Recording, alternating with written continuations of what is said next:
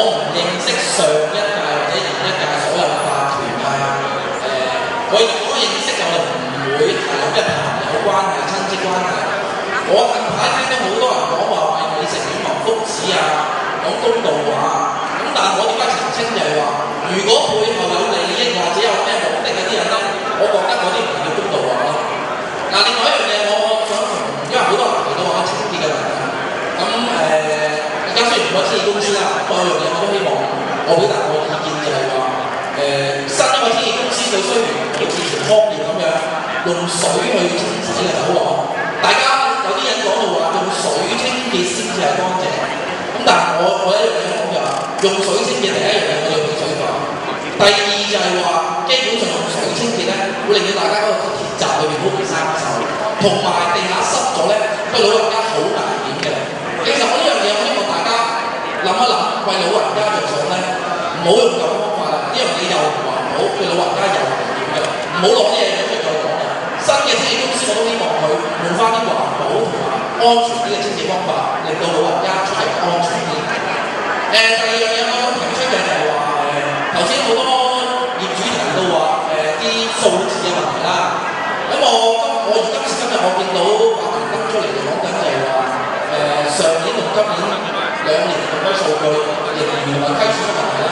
其實大家睇得到兩個時段都係康業館嘅，咁點解喺都係康業館，而唔同嘅法團裏邊出現咁大嘅差異咧？最終結果係點？其實實際上未來條數嘅核數，大家到時會知道結果係點樣。喺呢一刻唔需要爭拗，但我可以講嘅就係話，上一屆法團喺康業嗰個管理過程裏邊咧，09同10年嗰盤帳目咧係俾核數先填數。我因應呢個條數70幾萬嘅問題咧，我係去揾過上一屆嘅主席問過，主席話數字嘅嘢問師傅啦。咁我亦都問過師傅，咁師傅點樣回應我咧？佢話：你識唔識㗎？你係咪呢行㗎？咁我都有準備，我拎住張卡片俾佢睇。佢睇完就唔質疑我對呢樣嘢認識啦，知唔知啊？咁但係由於佢唔質疑我，大家討論過程咧，最後佢師傅話：喂，我唔知㗎，條數方面做㗎咋，我唔理㗎。嗰啲嘢佢有佢專業做，我就唔關我事啊。咁我就好奇怪啦，我亦都提到就係話。你既然受薪去睇條數，點解你會唔知啊？佢話俾我聽，我受薪係揸住嗰本簿仔嘅喎，我睇到1000幾萬，而家我康業做我唔理嘅。咁點解呢樣我咁樣講咧？我帶出嘅情況就係話，康業去管我哋嘅屋苑啦，入去管理我嘅法團啦，而家由我嘅法團去管呢個管理公司或者管理康業咧，個結果係相差好遠嘅。大家可以苦心自問就係話，我哋希望我哋嗰個每年嗰個營運係虧損，令到我哋再加管理費啊？定係話我哋希望能夠可以收支平衡，令到喺現有嘅管理費率裏邊咧，我哋達到一個叫和諧。點解我係和諧咧？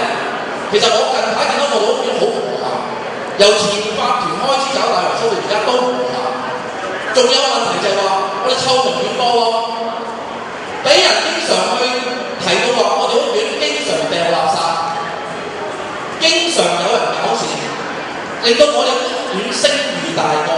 其實大家了解下咧，大家喺度住，上一代下一代。我20幾年前開始經我爹哋媽咪入嚟住，甚至我自己成家啦，我都喺度買翻屋苑嚟住。我都希望我和諧嘅。咁但係點解會咁唔和諧咧？問題嗰個就係話老人家我哋一煲粥有粒老鼠屎啊，嗰煲粥要倒晒佢嘅。唔好講話我哋大堆老鼠屎喺度。令到我哋成個屋苑叫咩樣咧？希望大家諗清楚，就算老人家留翻